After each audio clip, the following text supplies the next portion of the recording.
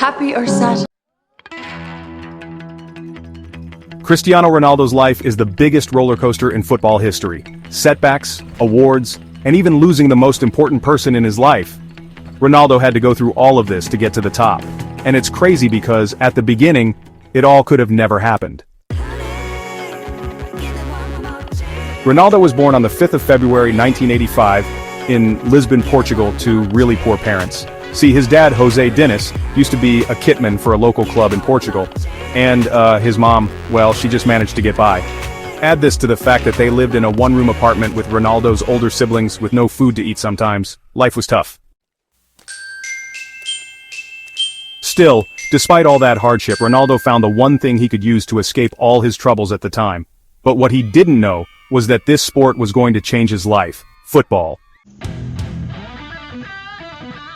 As soon as he could walk, Ronaldo spent countless hours every day trying to get better. He was always out in the streets, putting in the hard yards, until one day, he got his big opportunity when a local scout came along and offered him the chance of a lifetime: Sporting Lisbon. At the time, the club was looking at taking a couple of talented kids into the academy, and Ronaldo was one of the selected few, but they still had to pass a final trial before they got in. In Ronaldo's words, this game changed everything. Trial day. And just before the start of the game, the scout came in and broke the message to the kids. Whoever scores the most goals, that's the person we pick. As soon as Ronaldo heard that, he was locked in. He scored a goal, but another kid on his team, Albert Fanth, had scored 2. So coming into the final minutes of the game, Ronaldo and Albert were both through on goal. When Albert went round the goalie, instead of shooting into the empty goal, he decided to pass to Ronaldo instead. Ronaldo got the contract. Now he was at Sporting, it was time to show the world just how good he was. After dragging the first couple of goals for the senior team against Moreirense, Ronaldo never looked back. He became so good that now a lot of clubs were interested in him, but Ronaldo's big break was about to come months later. After he put in a performance so crazy he had the biggest club in England on speed dial, trying to sign him. Sporting Lisbon versus Manchester United in a friendly game, and Ronaldo put in a masterclass performance. He had the entire United defense on strings, and by the end of the game, Sir Alex Ferguson had seen enough. So he rang up Ronaldo's agent, struck a deal, and days later, Ronaldo was off to Manchester United on a deal worth $19 million. At his new club, Ronaldo was tipped to be the next big thing. In fact, Sir Alex believed in him so much that when Ronaldo joined on jersey picking day and asked for the number 28 jersey, Sir Alex said no and gave him the club's most important shirt number. Yeah, the birth of CR7. But on the field, it didn't quite pan out the way he thought it would. Ronaldo got off to a slow start and even got labeled by some of his teammates as a kid who just loved dribbling too much.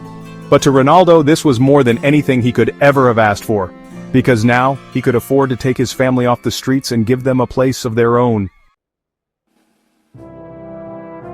But just when things started to look up for Ronaldo, one phone call sent his entire world crashing down. His dad, José Diniz, fell sick. Now Ronaldo's relationship with his dad was kind of complicated because all those years growing up, he just wanted to get closer to his old man. But his dad was so sick and tired of not being able to provide for Ronaldo and the family that he started drinking, and now he developed liver issues quickly. Ronaldo asked for permission to leave the club so he could go see his dad, and as soon as he got to the hospital, Ronaldo made a promise to do everything he could to keep him alive. But in the end, it was too late, because days later, José Diniz was dead, and it shattered Ronaldo. But it was here that Ronaldo got his elite mentality, because right after this incident, Ronaldo knew all he had left was his mom and siblings. They were family now, so he made another promise to become the best in the world just to see them happy. And 2 years later, Ronaldo fulfilled his promise on the biggest stage. That 2007 to 2008 season was special for Ronaldo. He scored a record high of 31 goals in the league. Add that to being the Champions League top scorer and winning the competition.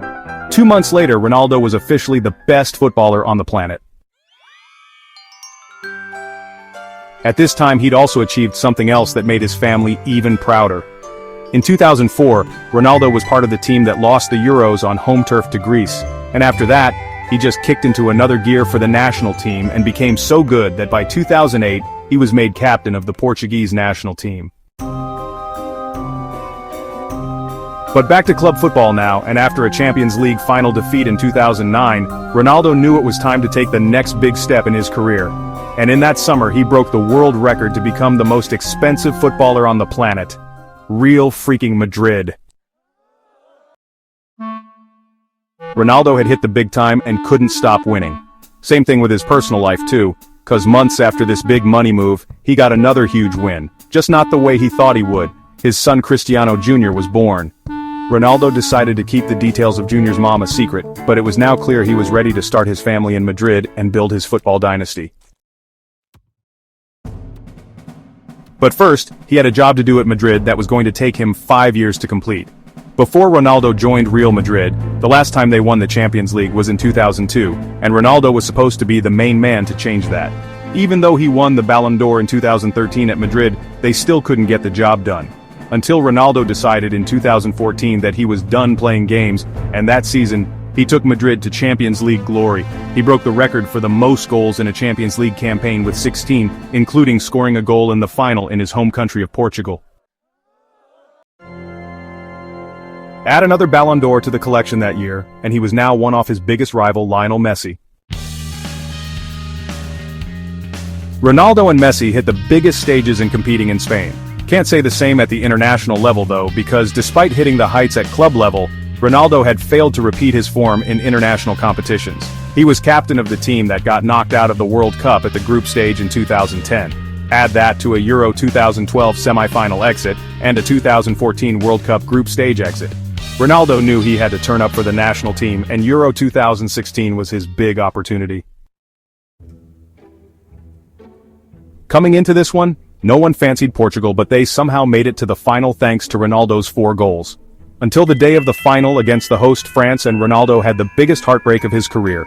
He couldn't continue and had to get subbed off.